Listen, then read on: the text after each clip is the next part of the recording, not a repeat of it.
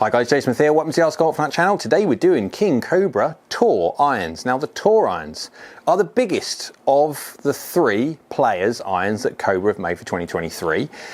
If you imagine the Tour is effectively a fat blade, but has had the back taken out, as in it's milled out the back, so you have this undercut cavity, but then they fill it with TPU. Now obviously as soon as you start cutting material out of it, you can then reposition that weight in favourable places for help with launch and forgiveness, but of course then they've filled it up with TPU, which is a common material that manufacturers use when it comes to infill, because it helps with sound deadening and acoustic properties and feel and all that lot. And so the result is from what I can see, the top line, it is not very big. It's still quite thin. The sole thickness is actually, it's possibly the thickest of all three when it comes to MB and CB, and then the Tour, but it's by no means massive. And then blade lengths, what I like about that, even though they've changed all the head when it comes to its centre of gravity, they haven't gone massive on the blade length. So when you put this down by the golf ball, it still looks a very tidy head shape and size. It doesn't look monstrous and massive, which will be fun to see how it feels. Now these lofts are slightly stronger. Before we go to hitting it, these are slightly stronger. They're 2 degrees stronger at 32 degrees for a 7-iron than the MB and CB, but remember the MB and CB are kind of like that kind of market, the blade side of market, and they're also there to combo as well. This, you can combo it. Obviously the fact you can have a CB and a Tour if you wanted to, you can then combo these. You just have to be careful when it comes to making sure your fitter tweakies the lofts correct. So I've got it at the farms. I've got it at hole 5. It's 162 yards. I've kept the hole the same between the MB, the CB and the Tour, just so we've got a little bit of continuity, and we like that. It's a death green, and don't miss left, because you're going to go down in those nasty bunkers down there. And if you were hitting shots in a real world golf course, you hit shots down there, that's going to be a fun bunker shot up and down. Right is the miss, but still you've got bunkers and stuff on there, so it's not the easiest green to hit. Right, let's go give this one a hit and see if we can hit the green, because generally speaking, I mean, I tell you what, the differences between this, the CB and the MB, aren't that big. You can definitely see it in the sole, but you cannot really see it so much when you put that club by the ball. It could be either one of them. That's left. Uh-oh. No, I'm fine. I thought for a second that started left, and oh yeah, there you go. That's the extra raw bit of punch that you're going to get from a slightly tweaky loft. 3mm hill, 3mm low. It feels a bit more thuddy. There is a little bit more punch to it.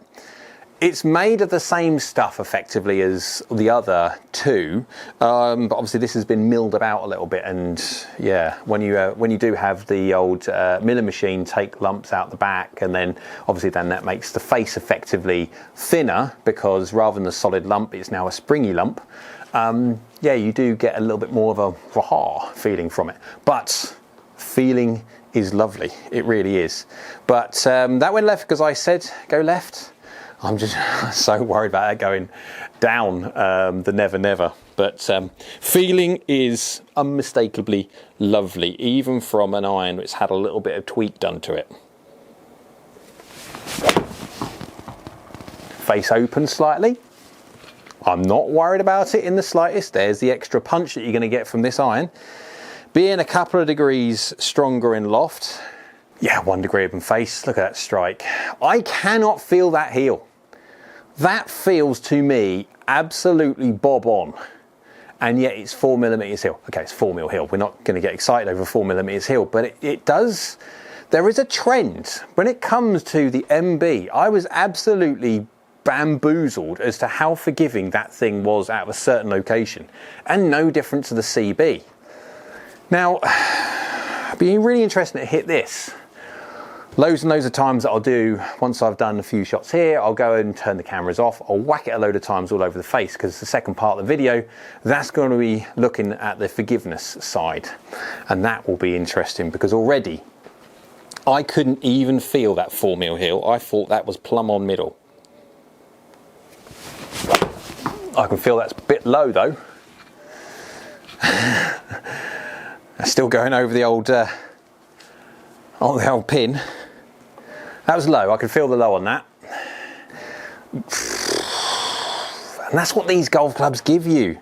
That ability just to be able to pinpoint strike to the nth degree. And sometimes you get, when it comes to a game improvement iron, you do lose that feedback.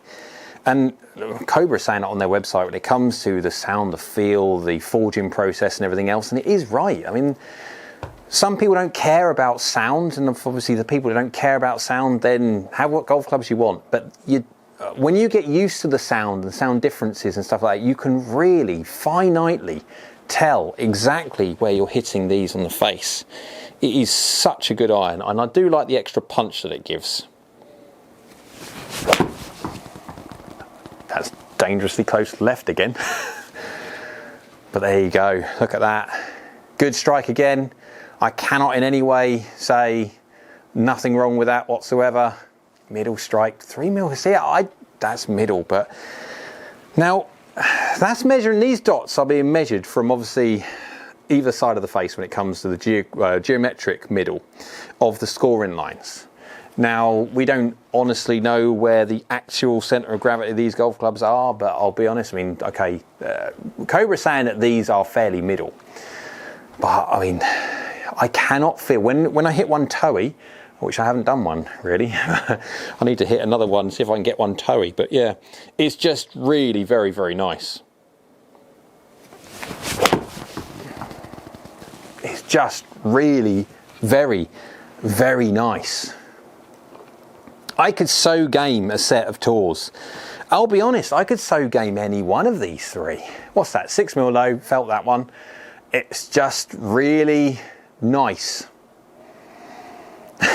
It's just really, really nice. So, that's enough of that. Let's go hit it all over the face and see how well this thing does when it comes to forgiveness side of high toe, heel low, all those weird and wonderful spots.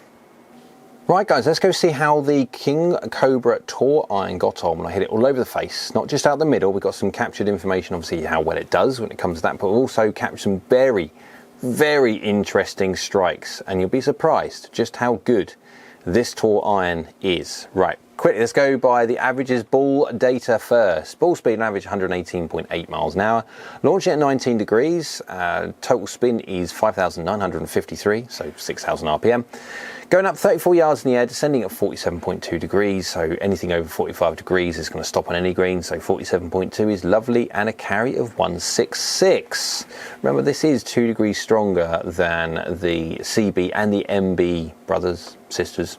Yeah, kind of get the idea. Club head speed is 89.5. Now, I'm trying as best I can do to try and take speed down a notch or two, because the overwhelming comment when it comes to all channels really is the fact that most golfers don't swing a 7-iron at 92 miles an hour. So to relate better, having reviews done at a slightly more moderate speed, people can take a little bit more than just watching someone swing a golf club faster than what most people can even comprehend. So efficiency is 1.33, attack angles 4.6 down, club path 0.0, and face to path is baby open at 0.8. Lie is 0.0, there's lots of zeros on there, but loft is 25.9 degrees. Remember, this is a 32 degree lofted static 7-iron, so I'm de-lofting by about 6 degrees or so. 2 mil toe, 3 mil low is the average strike, but I have got standard deviation on there for everyone to see. Remember, we are just doing one golf club, so standard deviation is not that important, but it is a measure of my variance, and definitely when you were talking about comparing two different golf clubs, having standard deviation on there is vitally important, because you need to make sure that your variance is the same with both golf clubs. If not, it's not apples for apples, like for like testing. Let's go have a look quickly at the compare screen so you can see graphically what that looks like, what all those zeros look like. That's just a boring trajectory. Nice and high, stopping really well. It's just doing a good job.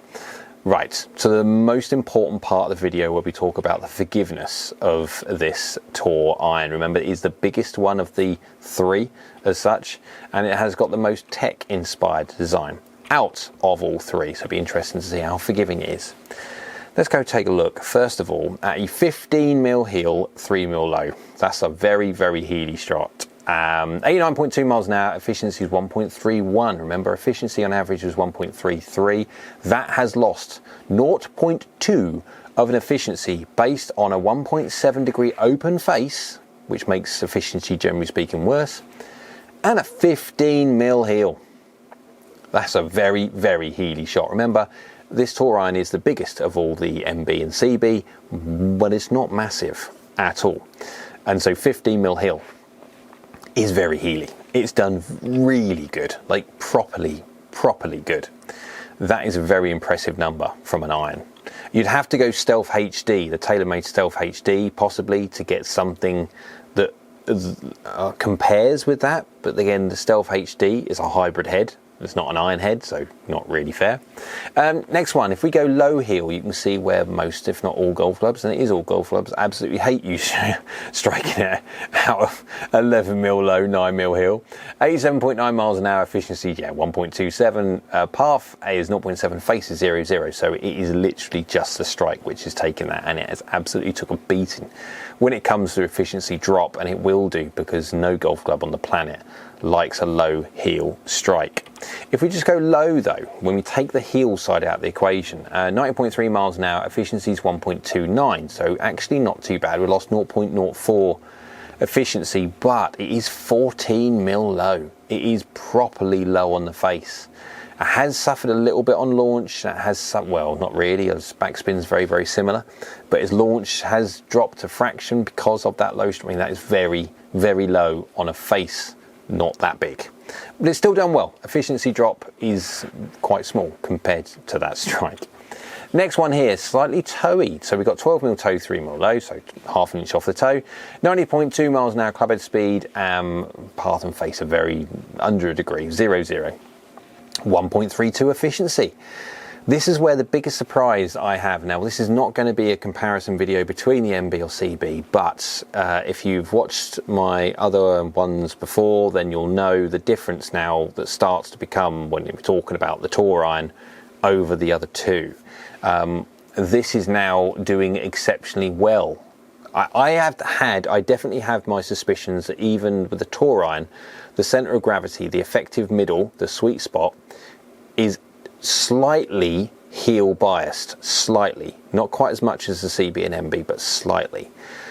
So where on the MB and the CB there is a little bit more of a drop off when it comes to toe strikes, this one does really well, like properly well. This has got to be one of the more forgiving, or I'm saying, it's definitely got to be one of the most forgiving irons for its size in its class.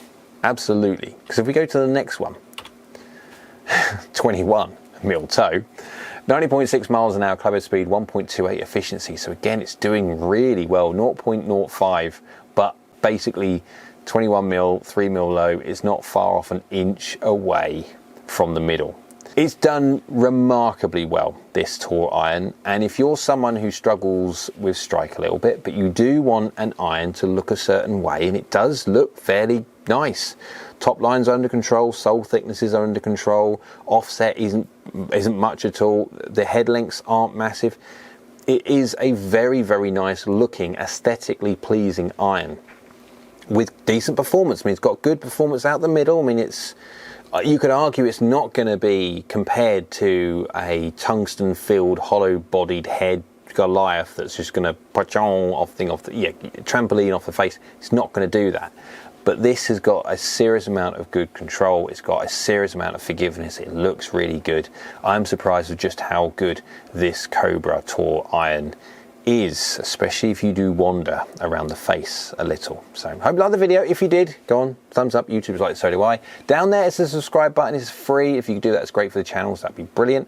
And next to that is a bell icon. That's a notification bell. If you click that one, that will notify you next time I upload another video. So I hope you're well, and we'll see you again soon.